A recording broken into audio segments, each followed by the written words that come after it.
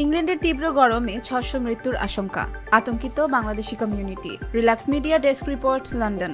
ইংল্যান্ডের চলমান তীব্র গরমের ফলে ৬০০ জনের মৃত্যুর আশঙ্কা করা হচ্ছে বলে সতর্কতা জারি করেছে দেশটির আবহাওয়া ও স্বাস্থ্য বিশেষজ্ঞরা। বিগত কয়েক সপ্তাহ ধরে ইংল্যান্ড ও ওয়েলস অঞ্চলে তাপমাত্রা স্বাভাবিকের তুলনায় ২ থেকে ৪ ডিগ্রি সেলসিয়াস বেশি রেকর্ড করা হচ্ছে, যা জনস্বাস্থ্যের জন্য এক গুরুতর হুমকিতে পরিণত হয়েছে। ব্রিটিশ স্বাস্থ্য অধিদপ্তর হিট হেলথ অ্যালার্ট জারি করেছে এবং জনগণকে ঘরের ভেতরে থাকার, প্রচুর পানি পান করার এবং শিশু ও বয়স্কদের প্রতি বিশেষ যত্নবান হওয়ার আহ্বান জানিয়েছে।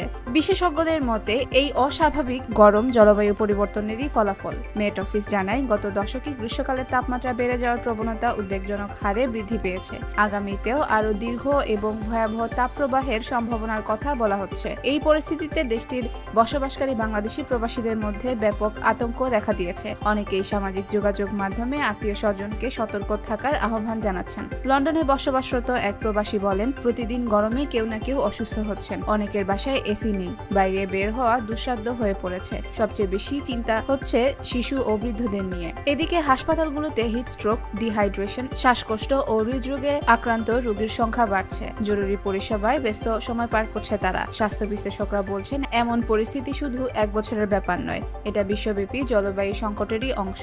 সঠিক ও দীর্ঘমেয়াদী পদক্ষেপ না নিলে ভবিষ্যতে প্রাণঘাতী গরম আরও নিয়মিত হয়ে উঠতে পারে। ইংল্যান্ডের এই চরম আবহাওয়া ও সম্ভাব্য প্রাণহানির শঙ্কা শুধু একটি দেশের সমস্যা নয়, বরং পুরো বিশ্বের জন্যই এক ভয়াবহ বার্তা।